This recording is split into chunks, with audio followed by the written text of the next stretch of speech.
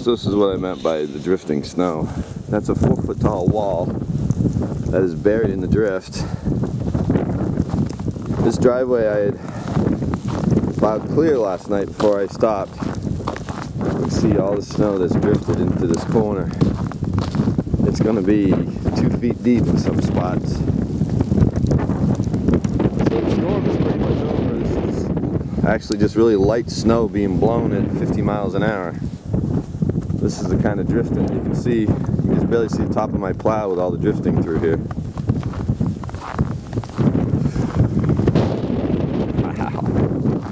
That wind is still firing pretty good.